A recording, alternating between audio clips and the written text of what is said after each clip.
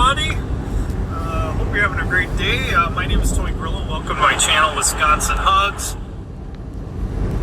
Driving in Iowa, heading back to Wisconsin. I have a load of frozen food that goes to a cold storage warehouse where the company that is buying this product actually came out of Bonner Springs, Kansas. They will use the product on their pizzas, Wisconsin cheese-made pizzas. So, as I was driving yesterday, head back home, I came across a live feed. I'm a big Matt Walsh fan and really enjoy his show, listening to him while I'm on the road. And he was in my state of Wisconsin yesterday, and there was this... He was talking about his movie, his documentary, What is a Woman? I have reviewed that on my channel, and so you can go and watch it, my review of his documentary. Basically, I just use his points and talk about the argument that he makes. And there was an exchange yesterday, a really good exchange that came out of that whole thing yesterday, that his visit. And so I'm going to play the video for that, for all of you. So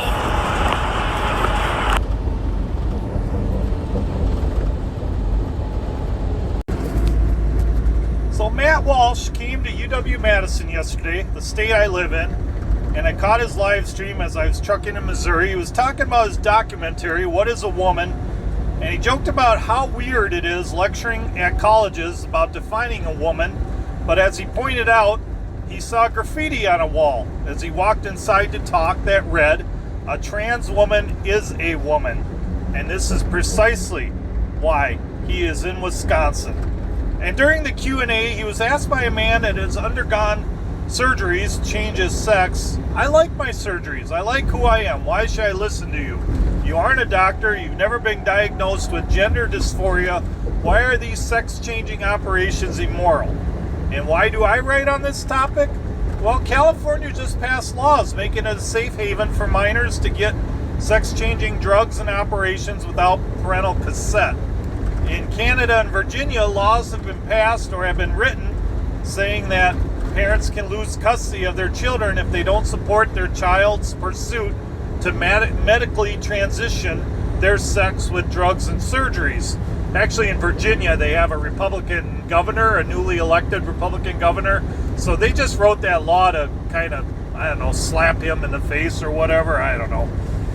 But Matt Walsh is saying it is immoral for the medical profession to sell false promises just to make a buck. I agree. This was a great exchange in Madison, Wisconsin yesterday. Matt bases all his points on truth. This isn't hate. You can't have love or happiness without truth. Truth should never be criticized because you find it offensive. Instead of being offended at the truth, you should get angry at the lies.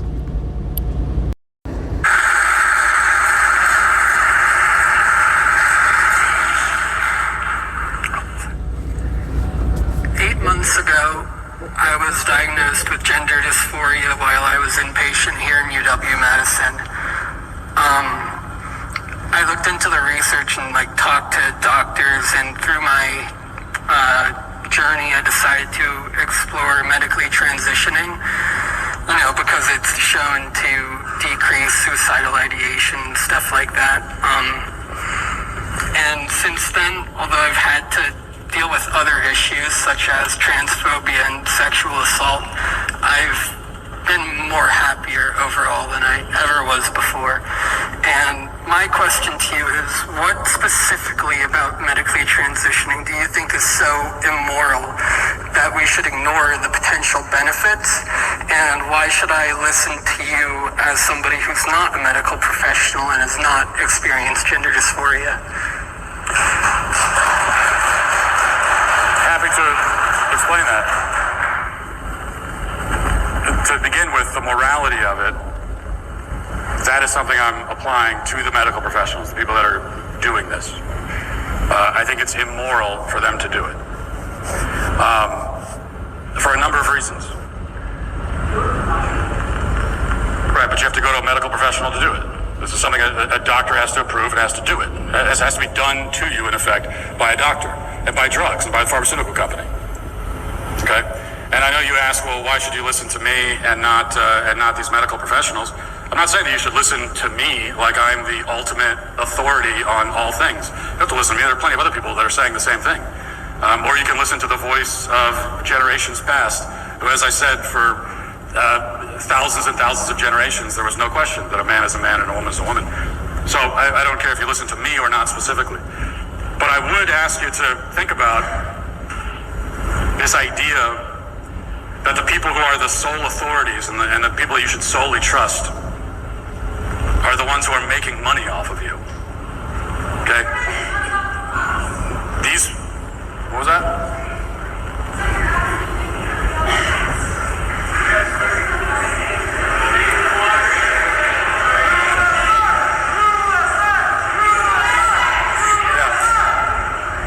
I'm not sure how I'm making money off of you exactly, but I'm also not pretending to be your doctor. And my issue is with doctors who claim that this is about medical treatment and claim that they have the studies behind it. And yet, in reality, one of the primary reasons that they're doing it is because there's a lot of money to be made in it. In fact, I've proved that in Nashville at Vanderbilt. A doctor explaining how she convinced Vanderbilt to get in the gender transition game, and she said one of the things she tells them is it's a big moneymaker. So that's the issue that I'm taking with it. And another point to the morality of it is that there's a dishonesty behind it. Dishonesty in the false promises that they make, which is that you can attain this image of maleness or femaleness, but that you can actually become, in some ways, the opposite gender or sex, whatever words you want to use, which is a lie. It's not true. You never can. I can pass. I have a horrible Adam's apple. My voice sounds like this. I still love myself, and there has always been money in making people happy, like wearing nice clothes or good food. It does cost a lot of money. That's why I can't get surgeries that would make me a lot happier. But the point of medicine is not supposed to be to make you happy in the moment. That's not the objective of medicine. The objective of medicine is your overall wellness. It's about treating what is actually wrong. That's medicine. And so if you are struggling to accept who you were born as, what your actual biological identity is, I have all the compassion in the world for that. I mean, I can't imagine having that disconnect in my head. It has to be a source of immense despair. But what I hate is the medical professionals who, instead of helping you with that, and instead of helping you to accept who you really are and find joy and fulfillment in it, they're trying to make a quick buck. And they're selling you false promises. And they're telling you that this stuff is based on long-term studies. And they're lying to you because it's not. There have never been any reliable long-term studies on almost all of this stuff, because the fact is the medical industry only started doing this at such a large scale recently. So they couldn't have the data. They're pretending that they do. They're lying. And that's what I hate. That's the immorality.